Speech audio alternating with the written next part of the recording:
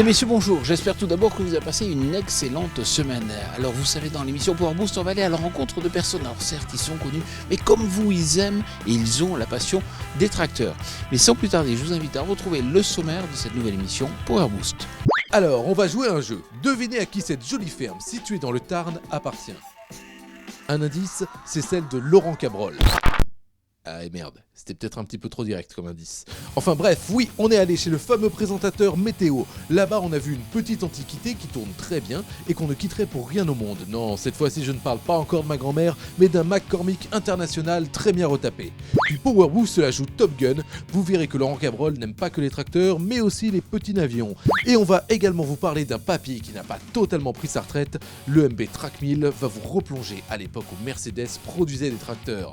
Vous n'échapperez pas non plus à la rubrique L'Expert qui va vous aiguiller sur les stratégies d'équipement. Bref, je crois que le programme est bien plein, il n'y a pas une seconde à perdre. Let's go pour ce 286e.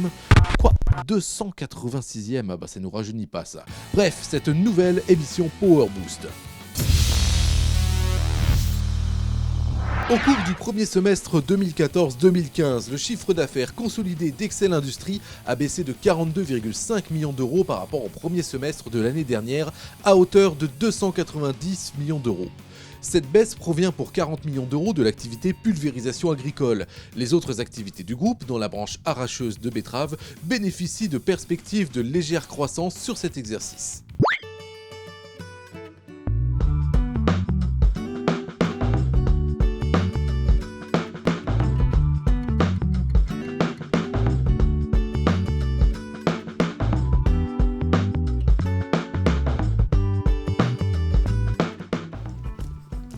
Bonjour Laurent. Bonjour Jean-Paul. Alors, il y a plein de choses en dehors de la météo, je vois ici. Oui, il n'y a pas que la météo dans la vie. La météo, c'est une partie de mes activités. L'autre partie, c'est la ferme, la terre de mes ancêtres. Nous sommes ici dans le Tarn, dans le sud du Tarn. Une propriété qui a appartenu à mes grands-parents, mes arrière-grands-parents, mes parents. Et donc c'est là-dessus, sur cette ferme, que nous avons, disons, 80 hectares et nous avons quelques vaches, nous avons quelques ânes, une mule, des moutons, enfin un peu toute la garde-robe de ce que l'on peut avoir à la campagne. Parce que moi, ça a toujours été ma passion, l'aviation. Et j'ai un petit avion, petit coucou, et d'ailleurs je surveille mes bêtes avec le petit coucou. J'ai la météo que je fais ici depuis mon domicile, et puis l'agriculture, où dès que la météo est terminée, hop, je fonce sur mon tracteur, et il y a toujours quelque chose à faire sur une ferme en ce moment. Là, il y a une belle poussée d'herbe, je suis en train de girobroyer pour redonner un peu de vigueur à la prairie, et pour qu'ensuite ces petites dames là qui sont autour de moi, Violette, Pretty et les autres, puissent manger tranquillement pendant l'hiver. Alors, je vois que la ferme est parfaitement placée face à la montagne noire. La montagne noire est là, c'est une montagne mythique parce que c'est à partir de cette montagne que le massif central prend fin, et derrière la montagne noire, vous faites quoi, 20 km derrière la montagne, vous arrivez dans le Minervois et vous êtes vers Narbonne, Béziers, Carcassonne, et vous êtes dans la plaine de l'Aude, la plaine de l'Hérault, et vous arrivez au bord de la mer. Donc la mer à vol d'oiseau est à 50 km d'ici, et vous êtes en fait ici un petit peu en montagne. C'est ce qui fait la magie de cet endroit, c'est moitié montagne, moitié mer, mais quand même on se sent montagnard dans l'âme. Alors moi je vous écoute le matin sur Europe 1 et c'est vrai que j'étais loin d'imaginer que c'est ici que vous enregistrez. Ah, on ne fait pas de l'enregistrement, c'est du direct. C'est du direct. En direct, aujourd'hui, la technique nous permet de faire des prouesses. Alors, je suis tantôt à Paris dans les studios, tantôt ici chez moi. Et quand je suis chez moi, c'est comme si j'étais à Paris, puisqu'on ne voit pas la différence. Mais j'ai exactement les mêmes qualités de travail, je travaille avec les mêmes informations, etc. Aujourd'hui, on peut tout faire, même à 800 km de son studio. Alors Laurent, on va se retrouver après, justement, vous allez être au volant d'un autre tracteur, mais juste avant, vous allez pouvoir découvrir une nouvelle rubrique dans l'émission Power Boost. Vous allez le voir, il y a des marges de progrès en matière de stratégie d'équipement.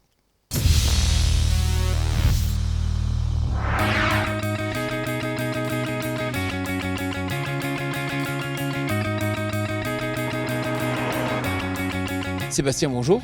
Bonjour Jean-Paul. Alors c'est vrai que vous êtes responsable commercial chez Claas, mais moi ce qui m'intéresse c'est pas que vous nous parliez des matériels Claas, mais de la stratégie d'équipement. Et justement on va aller voir un éleveur. Est-ce que vous pouvez nous présenter un peu son exploitation ? Alors nous allons voir Monsieur Gabory du GAEC de la Subalière. C'est un GAEC qui se situe entre Angers et Nantes. Il est composé de 4 associés. Ils exploitent un peu plus de 300 hectares de terre, répartis en 2 productions, une partie allaitante avec 150 bêtes et une partie en lait avec 330 000 litres de lait. Alors quelle est la problématique de stratégie d'équipement qu'il rencontre ? Alors aujourd'hui, c'est un GAEC, M. Gabory va nous en parler, qui a déjà évolué en termes de fauche, puisqu'avant ils étaient en 3 mètres, ils sont passés en 6 mètres. Et aujourd'hui, au vu de la puissance de tracteur qu'ils ont, ils pourraient évoluer encore un petit peu plus en largeur pour gagner en début de chantier. Ça tombe bien, justement, ils sont là.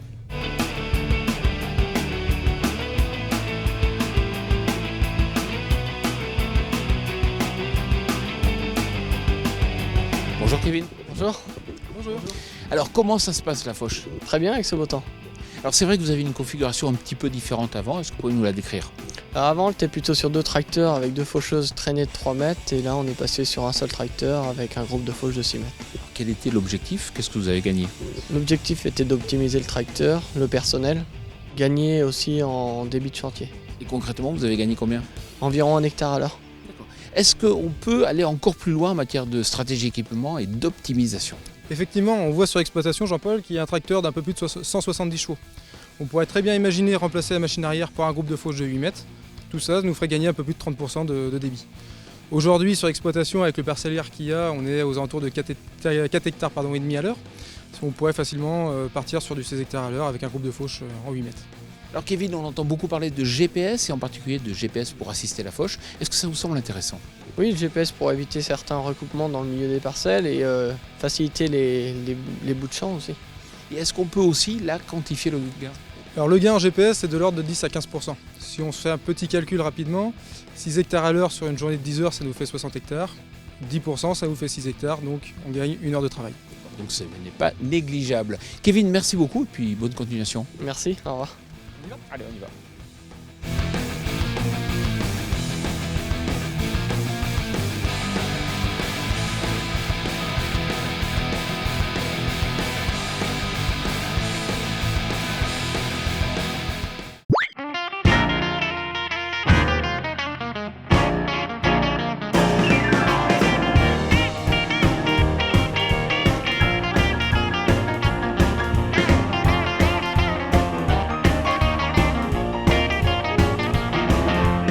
Alors Laurent, je vois que vous vous fauchez aussi. Non seulement je travaille dans les champs, mais je travaille dans le jardin, parce qu'ici c'est mon petit jardin, Comme je suis dans une ferme, je peux m'étendre tant que je veux, personne ne me dira rien, surtout pas les voisins. Donc je me sers de ce petit bijou, mon McCormick 135, auquel je tiens comme à la prunelle de mes yeux, que j'ai acheté il y a 28 ans, 5000 francs à l'époque, 500 000 anciens francs, vous voyez. Je l'ai acheté, on l'a tout refait, il était dans un état lamentable, on l'a peint en rouge, c'est pour ça que je l'appelle mon tracteur Ferrari, et avec lui je fais, disons, les travaux du jardin, je laboure un peu le potager, là je fauche un peu le pré, parce qu'ici les enfants vont venir jouer. Bref, c'est un petit bijou, parce qu'il a un rayon de braquage extraordinaire. Alors là, quand je tourne carrément comme une toupie. Il a une puissance quand même suffisante, 13 chevaux, ça suffit largement. Je mets un petit gyrobroyeur derrière, j'ai ma prise de force. Il a tout d'un grand. C'est-à-dire que les tracteurs d'aujourd'hui n'ont rien de plus. Si, ils ont la direction assistée, mais il me reste encore un peu de muscle pour tourner le volant. Et la clim? Ah, il manque la clim, mais là, regardez. Là, la clim est là. Ça, c'est la clim du temps qui passe et du temps qui fait. Et bien sûr, quand il fait très froid, je m'en sers pas. Mais en général, par tous les temps, vraiment, c'est une petite merveille. Je l'adore! Et puis j'ai vu, en fait, il tourne parfaitement rond. Ah, l'oreille fine, hein, mon cher Jean-Paul. Pourquoi? Parce que j'ai refait le moteur il y a peu de temps. Il a à peine 50 heures. Et il fallait que j'ai de nouveaux injecteurs. Je n'arrivais pas à en trouver.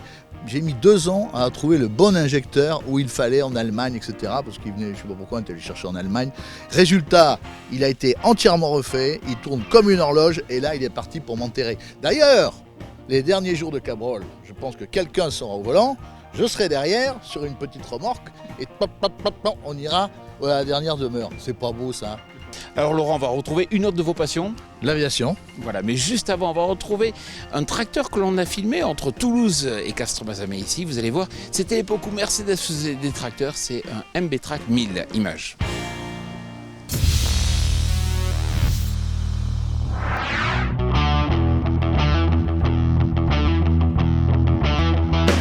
Yémique Messal, bonjour. Bonjour. Alors, je vois que vous avez à la fois un Funt et vous avez aussi un MB-Trac 1000 et c'est pour ça que je me suis arrêté parce qu'effectivement, c'est un peu des tracteurs de légende. Oui, tout à fait. Alors, on n'a pas le confort bien sûr d'un Funt. Ah, c'est sûr. Mais par contre, est-ce qu'on a de la fiabilité toujours des décennies après? Oui, on a de la fiabilité, puis un confort relatif quand même. Pour l'époque où on est, c'est vrai qu'on a encore un confort relatif, quoi. Et j'ai vu que vous n'aviez pas qu'un, vous en avez plusieurs. Il y en a 3 sur l'exploitation. Il y a la série 1000 qui est là derrière, la série 1300 et la série 1500. Et c'est des tracteurs qui datent de quelle époque? C'est des tracteurs qui datent des époques 70-80. Bon, mais je vous souhaite de très bons semis. Merci à vous aussi.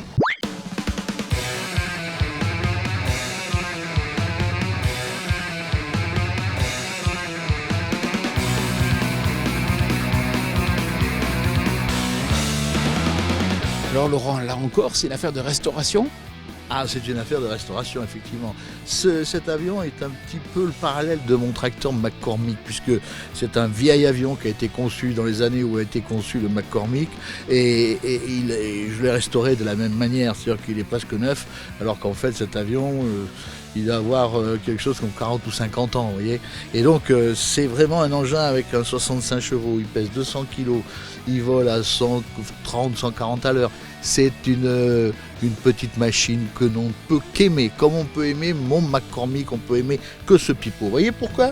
L'immatriculation, pourquoi pipeau? Parce que c'est beau. En tout cas, Laurent, merci beaucoup de nous avoir accueillis sur votre ferme et dans votre région. Et puis très heureux de vous écouter à nouveau sur la radio. Merci beaucoup, Laurent. Allez, bon vol à tous.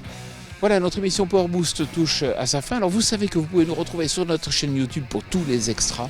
Et puis vous pouvez nous retrouver aussi dans le cadre du salon Les Terrénales. Je vous souhaite une excellente semaine. Et alors j'ai mes bestiaux. Tiens, regarde, tu vas voir. Il va bouffer ta caméra, regarde.